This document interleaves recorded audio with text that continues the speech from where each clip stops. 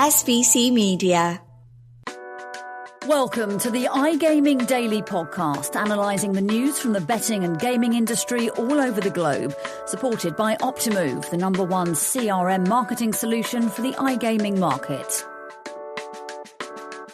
Hi, my name is Vikor Kayed, and I'm a senior journalist at SBC.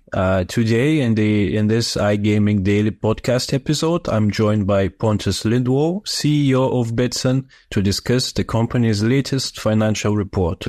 Now, before we get into the topic, it is probably an appropriate time to mention the lead supporter of the iGaming Daily Podcast, and that is Optimove, the #1 CRM marketing solution in the iGaming market.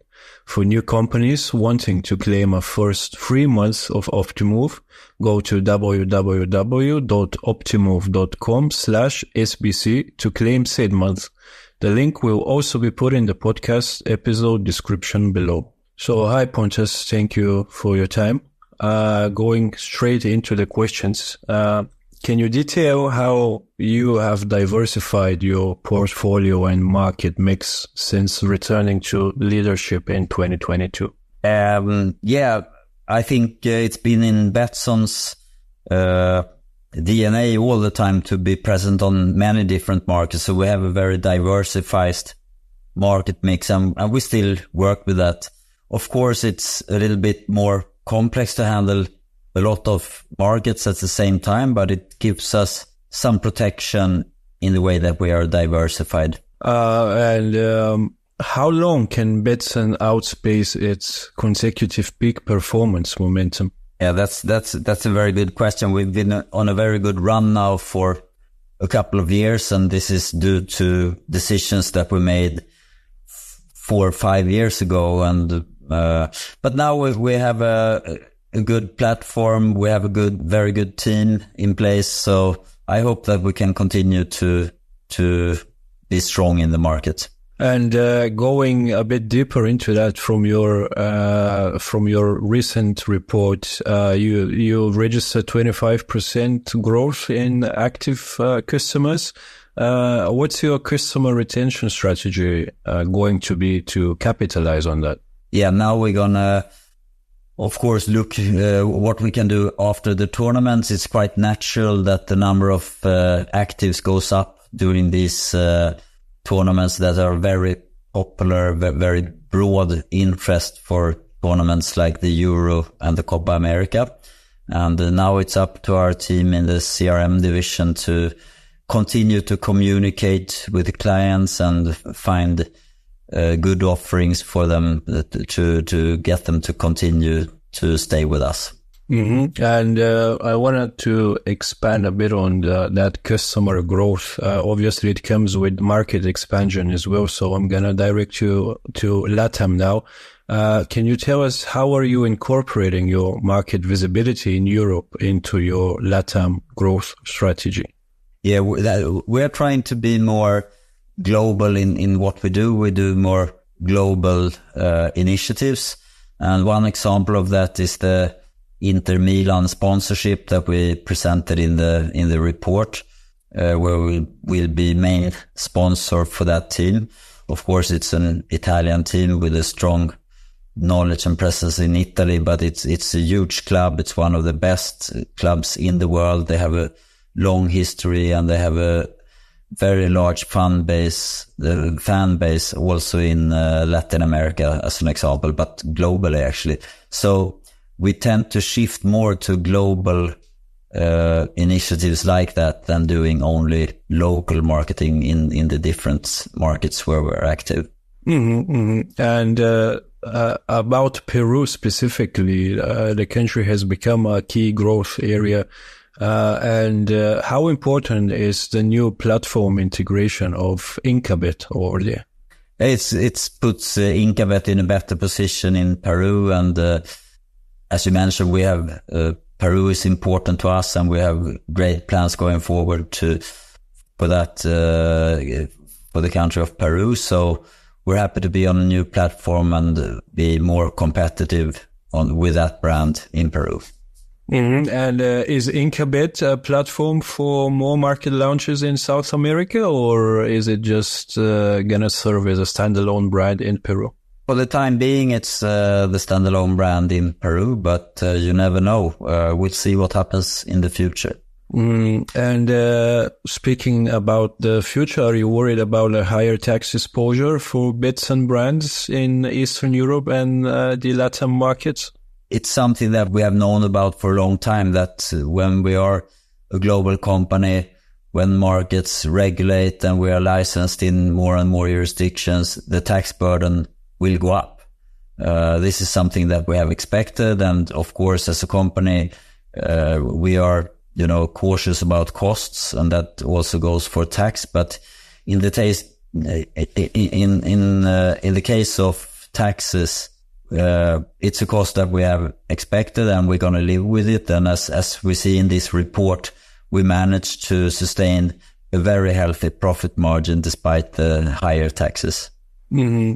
I saw Star Casino performed very well in terms of the Western European metrics. Will Betsson double down on Star Casino investment in Italy? Star Casino is doing really well. I can say recently we also launched Betsson.it, which is our flagship brand, Betsson, in Italy. So they're going to go in parallel there. And I think we expect to see some uptake also on Betsson in Italy. So it's not going to be only Star Casino that we put our efforts into. So we're looking to diversify in Italy specifically. Yeah, in the way Star Casino is more of a casino brand, where Betsson is more of a sports brand. So now we cover up for both verticals. Mm-hmm. Nice. Okay. And can you talk about how is Betsson advancing on its sportsbook vision across multiple markets? Do you want a better income earnings balance between casino and sportsbook performance? Yeah. It's not something that we work very hard on to change that balance. Both products are growing, and the products as such go hand in hand. We can see now that when we had the big sports tournaments, the Euros and the Copa, then we see increased activity also in the casinos. So they go pretty much hand in hand, and we will continue to invest in both those products so that they can complete each other. Mm-hmm. Mm-hmm. Okay. And I wanted to also stay in Western Europe to ask you about Sweden. Adjustments there continue in Sweden for Betsson. Do you see any growth potential in mature Western markets for the company? Yes, and of course, we could grow in Sweden as well. It's just a matter of prioritization, where we right now prioritize other larger markets where we see better opportunities than we do in Sweden. But we're going to continue in Sweden. We have a great offering, and we're doing decently well here. So we're going to continue, but we cannot rely on Sweden or the Nordics to sustain our future growth. We have to be a global company and go for the larger markets. All right. And can you briefly share your perspectives for the rest of the year? What are your expectations? Now it's going to be a little bit more, a little bit lower activity for a month or so after the tournaments, and the big leagues, the big soccer leagues are on holiday. I expect things to pick up like mid-August, and then it's going to be full speed ahead for the rest of the year. We have some product launches. We have marketing initiatives that we're going to bring out. So I'm looking forward to the autumn, and I hope we can keep the momentum that we had in the first half of the year also in the second half. Nice. Well, with 10 consecutive quarter growths, we're keeping an eye on Betsson as well, and we're excited to see what's next for you guys. Yeah, congratulations once again, Pontus, on the latest results, and yeah, thanks for the interview. Thank you very much. Bye bye. And that was SBC News' senior journalist Vikor Kayed speaking to Betsson's CEO Pontus Lindwall on the firm's latest Q2 financial results. And off the back of that, I'm joined by SBC's content director Ted Menmuir to dissect what Lindwall discussed, while also looking into parts of the firm's financial report that wasn't mentioned. First off, Ted, hello. How you doing? You okay? Yeah, very well, James. How have you been? Yeah, I've been alright. I've been good. It's people can't see this now, but I've shaved my head. Oh, I hadn't noticed. Yeah, I've gone for the absolute Heisenberg look. Well, I'll say Heisenberg, maybe Kratos from God of War is probably more accurate. But, yeah, I've gone bald. I've taken inspiration from John Bruford of the Gambling Podcast Files, or whatever that podcast is called. Oh, okay. So, there's now 2 bald hosts in the gambling sector. All right, okay. Just in time for Lisbon. That was the main reason. So yeah. I need to get some sunburn on my head before Lisbon so I don't get absolutely burnt like I did in Barcelona a few years ago. Yeah. Note to self, yeah. Right. Off my bald head, we're going to talk about the interview that we've just listened to with Pontus Lindwall, and also just talk about some things that weren't discussed. But first off, what were your thoughts on what Pontus mentioned? Yeah, interesting interview, and one thing that comes out of Pontus's kind of one-to-one is how confident he is of that strategy and of the brand makeup and the diversification of Betsson as a group, its approach to market. And one of the things, we're going to go on and review the numbers, but again, what is highlighted here is the active customer base. And I think what Betsson is doing strategically very well, which other brands aren't in the same kind of category as gambling PLCs, is that it's going, yes, first to market, but it's also applying a very good recreational approach to its products with high customer engagement, right? And that is kind of such a positive for forming, your platform in which to grow on a market by market basis. And it's doing so against kind of a hardening in individual markets, especially if you head eastwards, which we're going to talk about later on, that the headwinds are kind of coming.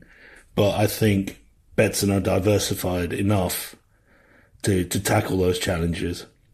Mm-hmm. Yeah, part of that interview, which good by Vikor, great stuff, and they mentioned success in kind of like the South American markets and so forth. But what were your key highlights from Betsson's financials? I know you've already mentioned kind of active customers. I'll start there. So active customer base is now kind of indexing at 1.6 million per month. And again, this comes solid diversification of the brands. And if you look at kind of the financials, the kind of the EBITDA makeup, which at Q2 stood at 78 million, yes, you can argue that Betsson is still kind of very much casino leveraged. However, its sportsbook numbers are growing. I think that part, it's one of the things that you're seeing from kind of the diversification is that it can apply kind of sportsbook growth to South American markets and EE markets. So that means that there is kind of less risk exposure on the casino alone. Overall, there's so much to be positive there for the business. The other thing here is that the EBITDA margin at 28%, that's really going to please investors. And we're now, especially at this period in gaming where the investors are prioritizing kind of cost control and operational efficiency, that is a metric that they will be looking at, which is at 28% is, pretty much amongst the highest in the iGaming world. Mm-hmm. And there was a lot of talk about kind of the positive trends that we're seeing, the upward trends that we're seeing from Betsson's Q2s. Let's kind of take a shift in focus and let's look at some of the downward trends. And one of those is net income, which was down 5%, with operating cash flow dropping by 15%. What do you think are the reasons behind this decline? Okay, so as explained on accounts, look, high expenditure, and this was expected from Copa America and Euro 2024 tournaments.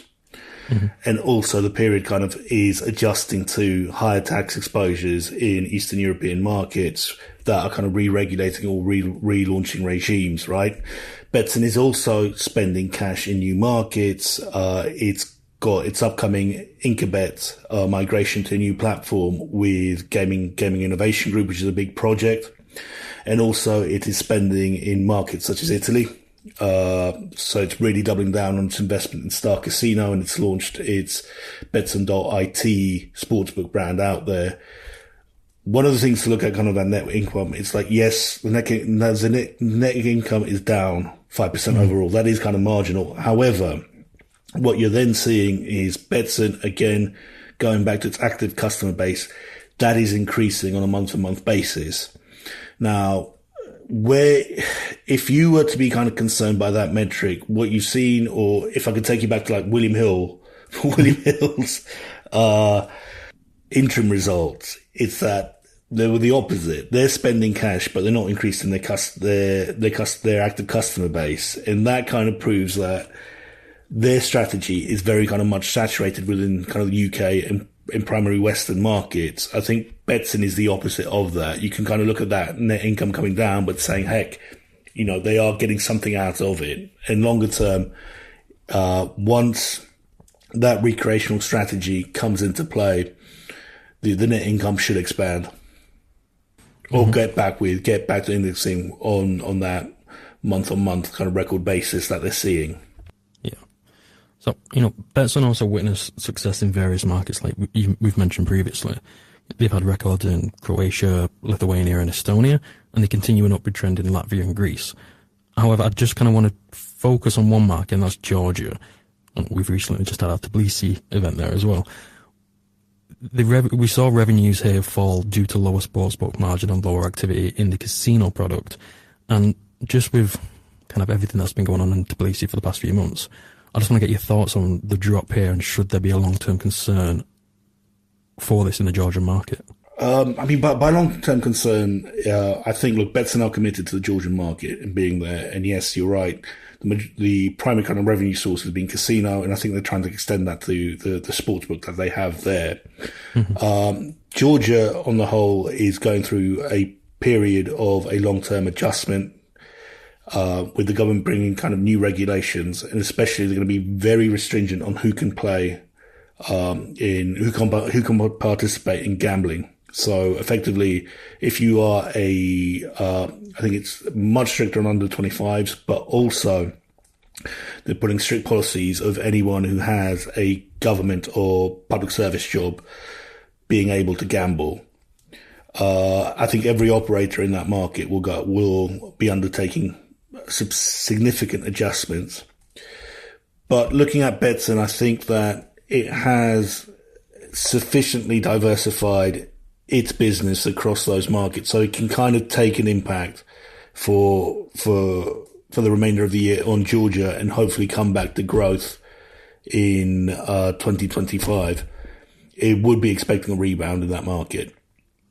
Okay, and again, let's shift to. I'm going to shift to two other markets, so it's going to be a two-pronged question, just because we are limited on time.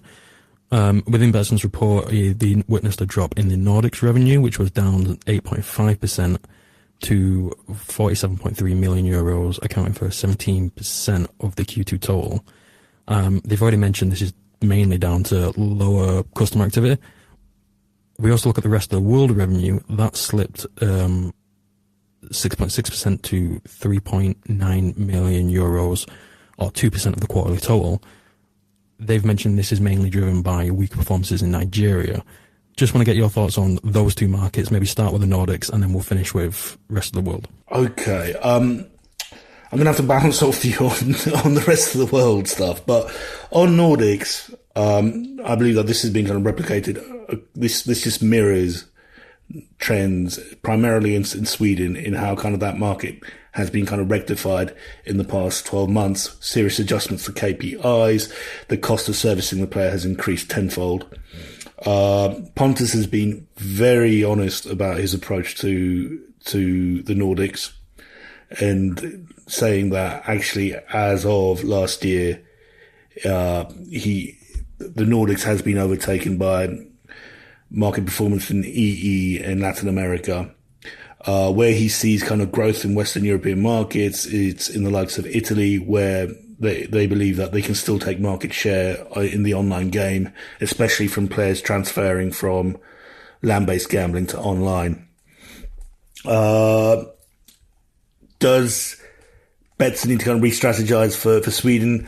We'll see in the coming months how much it's prepared to kind of invest in that market, in its home market, to really kind of just maintain position as stands. There is no kind of positive outlook in the Nordics for the majority of operators, and that will be replicated by the likes of Kindred, Leo Vegas.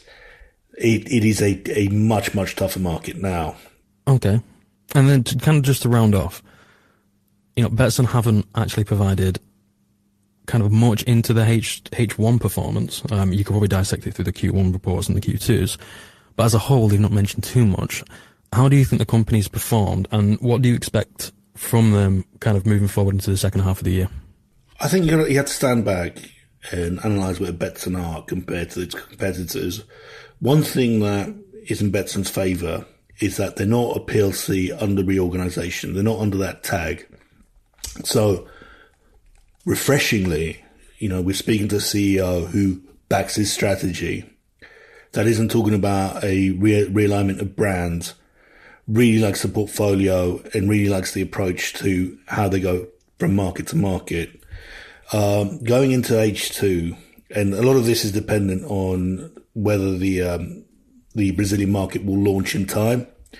I think if you're an analyst, you're kind of looking at that and saying, what is Betsson's commitment going to be to the Brazilian market, and how will it navigate the first phase of launch for its brand proposition out there, knowing that there's going to be a wave of significant marketing expenditure. And again, this comes back to your concerns about kind of net income.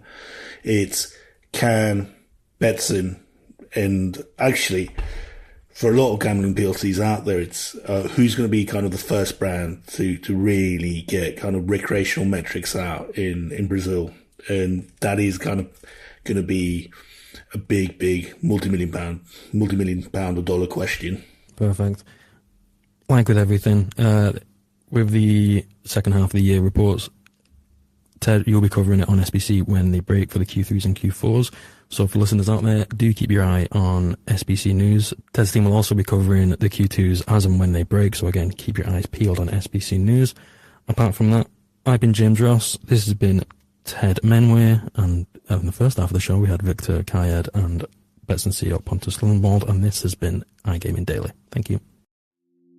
Thank you for listening to today's iGaming Daily podcast, supported by Optimove, the #1 CRM marketing solution for the iGaming market. If you want to find out more about some of the subjects raised today, feel free to explore any of the sites in the SBC News network, or check out the latest edition of the SBC Leaders magazine. Happy reading.